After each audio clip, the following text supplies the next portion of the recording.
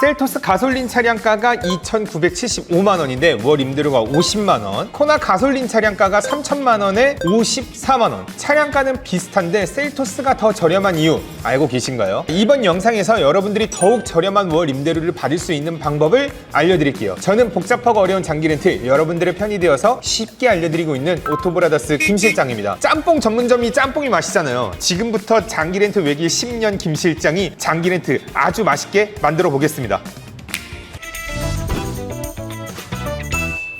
차량가가 같은데 월 임대료가 다른 이유 생각해 보셨나요? 정답은 잔존가치입니다. 저도 영업을 하기 전에는 잔존가치라는 단어 한 번도 들어본 적 없거든요. 어렵게 생각하실 건 없습니다. 남을 잔에 있을 존, 값가, 값치, 계약기간 종료 후에 남아있는 값어치. 그러니까 여러분들이 장기 렌트를 장기간 빌리고 나서 나중에 반납하게 되면 이 차량이 중고차에 팔릴 거 아니에요. 그때 팔리는 가격을 예상해서 정해놓은 금액을 잔존가치라고 합니다. 이 잔존가치 금액은 나중에 만기가 되었을 때는 인수하는 금액, 즉 인수 금액이랑 똑같다고 보시면 되겠는데요. 그럼 여기서 드는 생각이 좀 있을 거예요. 그때 어찌 될 줄 알고 예상하는 금액을 미리 정할 수 있는 거냐? 이 질문도 제가 맨 처음 영업할 때 들었었던 생각이긴 합니다. 캐피탈사나 렌트사가 바보가 아니고 나중에 이 차가 똥값이 되면 된탕 손해보는 거 아니야 생각을 할 수 있는데요. 금융권 하이트 칼라 같은 경우는 절대 이런 걸 손해보지 않습니다. 아주 칼 같은 사람들이에요. 이 차의 상태가 어찌됐던 간에 상관없이 내가 이 차를 무조건 사가겠습니다 약속을 해주는 중고차 업체들이 있어요. 여러분들이 계약을 완료하고 나면 이 업체에서는 바로 렌트사에다가 약속한 금액을 주기 때문에 렌트사에서는 중고차에 대한 위험성을 지지 않고 이 사업을 쭉 이어갈 수 있는 거지요. 이런 내용까지는 굳이 아실 필요는 없지만 혹 궁금해하셨을 분들이 계시니까 아주 간단하게 설명을 드렸어요. 아무튼 이런 업체들이 정해주는 잔존가치에 따라서 월 렌탈료가 결정이 된다. 그렇다면 중고차 업체에서 받을 수 있는 돈이 많으면 많을수록 굳이 렌트사에서 월 임대료를 높게 받지 않겠죠. 그렇다면 중고차 시장에서 인기가 높은 차는 잔존가치가 높기 때문에 월 임대료가 낮고, 반대로 중고차 시장에서 인기가 없다면 그만큼 잔존가치가 낮아져서 월 임대료가 높아지는 거겠죠. 한마디로 말을 해보자면 나중에 비싸게 팔 수 있는 차는 지금 싸게 탈 수 있는 겁니다. 여기까지 이해되셨죠? 그렇다면 과거와 현재 잔존가치의 트렌드의 변화를 한번 알아보면 여러분들이 지금 장기 렌트를 하게 된다고 했었을 때 어떤 조건이 유리할지 알아볼 수 있겠죠. 그럼 바로 넘어가 보겠습니다.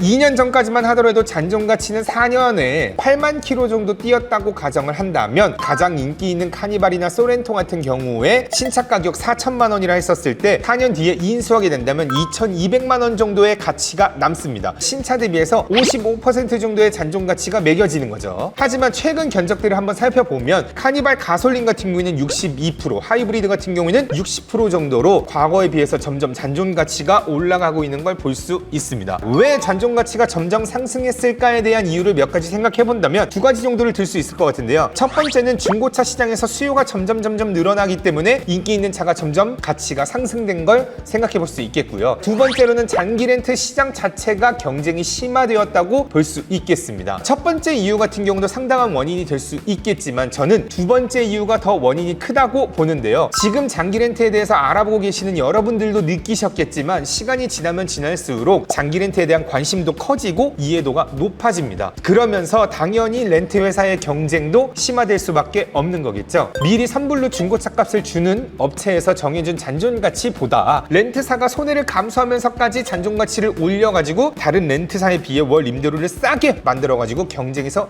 이기고 싶은 거겠죠. 그 어떤 이유보다도 월 임대료를 가장 저렴하게 제시해야 경쟁에서 이길 수 있으니까요. 그래서 예전에는 장기 렌트 계약이 만료가 될 때쯤에는 이 차량을 인수해서 중고차로 팔면 이득을 보는 경우가 꽤 있었습니다. 최근 계약하는 차량들 같은 경우는 제가 이런 얘기를 잘 하진 않아요. 그래서 여러분들이 지금부터 장기 렌트를 알아보게 되신다면 여러분들은 계약기간 종료 시점에 이 차량을 반납할지 인수할지에 대한 목적을 정하고 진행하시기는 보단 일단 반납할 거라는 목적을 가지고 렌트사에서 제일 저렴한 곳을 비교받고 계약하시는 걸 추천드리겠습니다. 왜냐? 제 경험상 인수 목적을 가지고 장기 렌트를 진행하셨던 분들 중에 나중에 계약기간 만료가 돼서 진짜 인수하시는 분들은 많지 않더라고요. 신차가 좋긴 좋거든요. 이쯤 되면 좀 궁금해 하실 만한 게 또 있습니다. 어떤 차가 잔존가치가 잔존가치가 더 높아요? 이 질문이 있을 건데요. 제가 그래서 지금부터는 잔존가치에 영향을 주는 요소에 대해서 알려드릴 테니까 이걸 알면 아주 유리하게 장기 렌트 계약을 할 수 있겠습니다. 잔존가치에 영향을 주는 요소 중에 가장 첫 번째는 브랜드가 되겠습니다. 이건 뭐 따질 것도 없이 현대차나 기아차가 제일 잔존가치가 높습니다. 인기 있는 차는 잔존가치가 높다. 요거 명심하셔야 되거든요. 기타 브랜드들을 찾는 사람들 같은 경우는 많지 않기 때문에 잔존가치가 낮아서 월 임대료를 높게 쓸 수밖에 없어요. 극단적인 예로 제가 티볼리와 셀토스를 비슷한 차량가에 맞춰가지고 같은 조건으로 견적을 한번 만들어 봤습니다. 그러니까 차이가 나는 금액이 얼마냐? 월 8만 원 돈의 차이가 나는 거죠. 그 차이가 어디에서 나오느냐? 바로 요 잔존가치인 거죠. 일단은 셀토스 같은 경우는 같은 조건인데 만기 인수 금액이 잔존가치로 60%가 설정이 됐고 티볼리 같은 경우는 47%가 책정이 된 거죠. 그러니까 잔존가치가 높으면 월 임대료가 낮고 잔존가치가 낮으면 월 임대료가 높은 겁니다. 그 다음에 두 번째 요소로 한번 따져보면요, 차종과 유종이 될 텐데요. 자, 기아나 현대만 선택하면 되는 거 아니야? 라고 생각하실 수 있겠지만 저희가 매달 장기 렌트 견적의 변화가 되는 걸 공유하는 영상이 하나 있잖아요. 한동 견적 영상을 한번 보면서 말씀을 드려보도록 할게요. 인기 있는 브랜드를 하더라도 차종과 유종에 따라서 차이가 날 수 있다는 것을 볼 수 있겠는데요. 먼저 같은 경차라 하더라도 모닝의 잔존가치보단 레이나 캐스퍼의 잔존가치가 더 높죠. 그럼 당연히 저는 장기 렌트를 하신다고 하면 레이나 캐스퍼를 추천드릴 수밖에 없는 거겠죠. 다음으로 소형 SUV로 한번 넘어가 보면 코나나 베뉴보단 셀토스를 추천할 수밖에 없는 이유, 지금 보실 수가 있겠죠? 셀토스는 60%, 베뉴는 52%, 코나는 55%. 그러니까 당연히 잔존가치가 높으면 같은 차량가라 한다 했을 때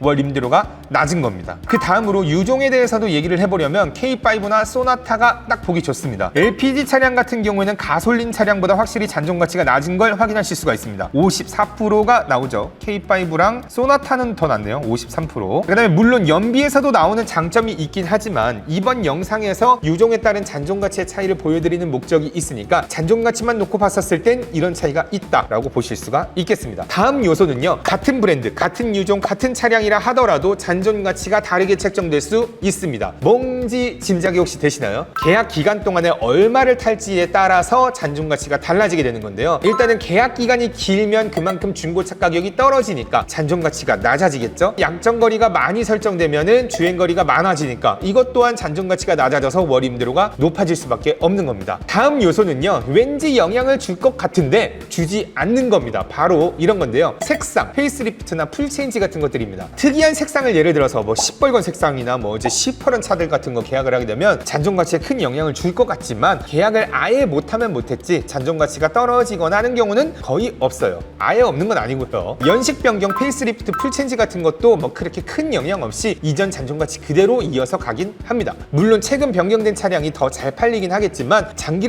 렌트에서만큼은 크게 신경 쓰지 않으셔도 되는 부분인 거죠. 결국에는 여러분들이 장기 렌트를 진행할 때 유리한 차량은 결국 정해져 있는 겁니다. 민주주의 대한민국에 이게 무슨 소린가 싶긴 하지만 결국 따져보니까 이렇다 이거죠. 다른 사람들이 많이 선택하는 건 따라가는 게 이득이다, 이 말씀입니다. 여기서 목적에 따라서 결정을 해야 한다면 결국 나는 이 차를 장기 렌트로 쓰다 반납을 할 것이냐, 내가 이 차를 더 타고 다닐 것이냐의 문제가 남았는데요. 반납 위주라면 적극적으로 잔존가치가 높아서 월 임대료가 낮은 차량을 추천드리겠고, 만약 인수하시는 걸 생각하신다면 내가 납부하는 월 임대료의 총합에다가 잔존가치를 더해서 나오는 총 가격을 보고 결정하시면 되는데 이런 거 다 따지려 그러면 복잡하잖아요.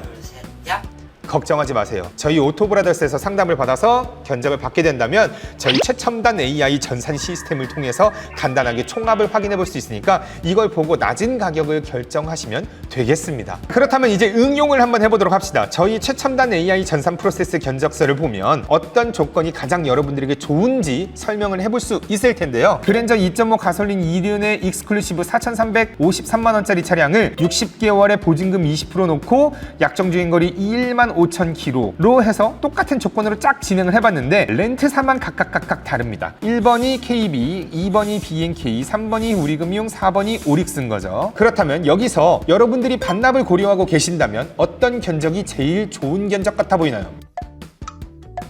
결정하셨어요? 정답은 견적 1번 KB 캐피탈 견적이 제일 좋은 견적입니다. 반납 시 총 납부하는 비용이 다른 견적에 비해서 제일 낮습니다. 그렇다면 두 번째, 만약 여러분들이 인수를 목적으로 하고 계신다면 몇 번 견적을 선택해야 될까요? 이번에도 맞추셨나요? 정답은 3번 견적입니다. 인수시 총 비용, 그러니까 계약 기간 동안 총 납부하는 비용에다가 잔존 가치를 더한 금액이 제일 저렴한 곳을 따져보면 우리금융캐피탈이 제일 저렴한 거죠. 심지어 약정 주행거리가 다른 렌트사에 비해서 더 높은데도 좋은 겁니다. 1번 견적으로 진행했다가 인수를 하게 된다면 3번 견적에 비해서 100만 원을 손해보게 되는 거죠. 그래서 인수 목적이 있으시다면 3번을 선택하면 되는 거죠.